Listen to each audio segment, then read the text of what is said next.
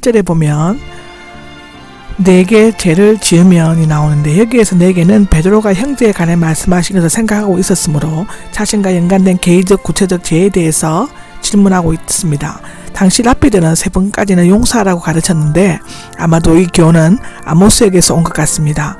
그러나 베드로는 그리스도의 정신이 랍비의 것보다 더 클 것으로 생각해서 너그러운 마음으로 완전수인 7번까지 해야 합니까? 하고 물었습니다. 예수님은 7번이라도 용서하라고 말씀하신 적이 있습니다. 누가복음 17장 4절에 나오죠. 22절입니다. 22절에는 7번씩 70번이라고 했는데 77번이라고 번역할 수 있다고 창세기 4장 24절에는 기록하고 있습니다. 490번만이 아니라 무한히 용서라는 뜻이며, 이것은 천국의 산술법입니다. 횟수를 헤아리는 자는 참된 용서의 의미와 정신을 모르는 자이다. 예수님은 자기를 죽이는 자들의 죄를 용서해 주시기를 기도하셨고 또 자신도 그들을 용서해 주셨습니다. 23절에는요, 결산하려고 했던 일이 나오는데 합계를 내다 지불하다, 계산을 매듭짓다, 거래를 청산하다의 뜻입니다. 부정가가 능동부정사로서 수익과 지출관계를 따져 계산하는 것을 말하는데, 마지막 날 모든 사람들은 하나님 앞에서 일생 동안 자신에게 맡겨졌던 일들을 결산해야만 한다고 고린도후서 5장 10절에는 기록되어져 있습니다.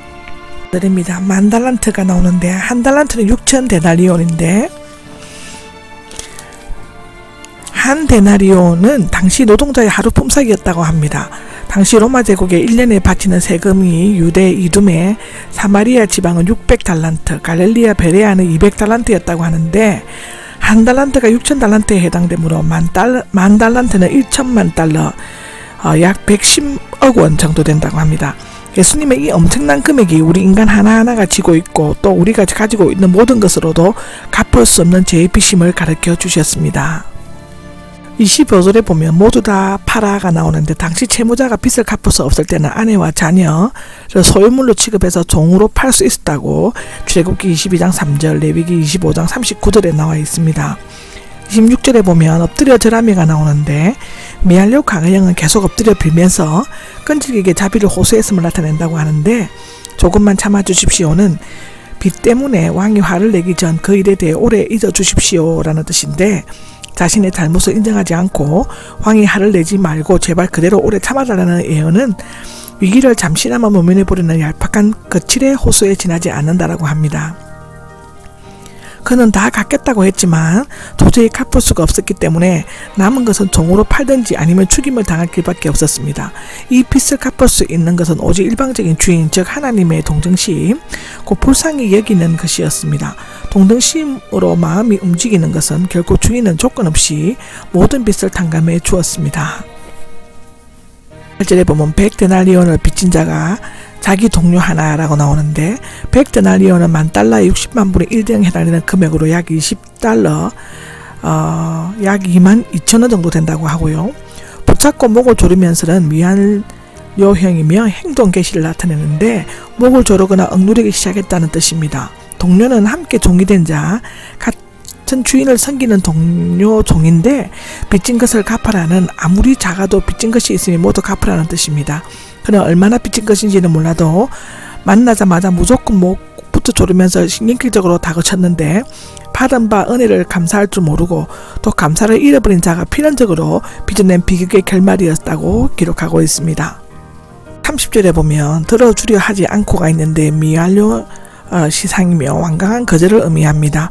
빚진 것을 갚을 때까지 그는 평소에도 야비하고 거칠게 다루는 난폭한 성격의 소유자였을 것이며, 만일 형제의 사소한 잘못, 즉 무심코 입 밖에 낸 말이 별 생각이 없이 한 말이라면, 심지어 농담으로 한 말을 꼬투리 잡아 용서하지 않거나 수년 동안 원한을 품는 사람은 참으로 용서받고 그리스도인이라고, 용서받은 그리스도인이라고 할 수가 없다고 기록하고 있습니다.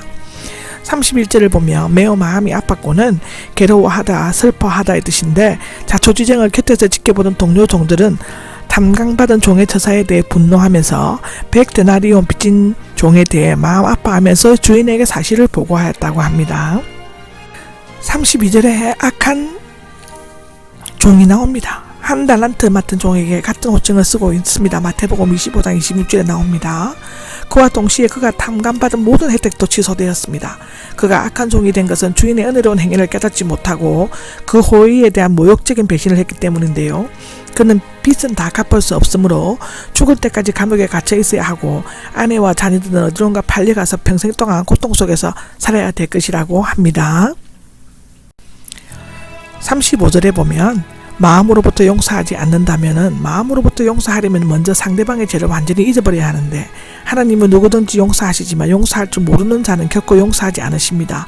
이 세상에서 가장 어리석은 자가 있다면 산이나 들보만큼의 엄청난 죄를 용서받고도 겨자씨나 티와 같은 작은 죄를 용서하지 않는 자입니다.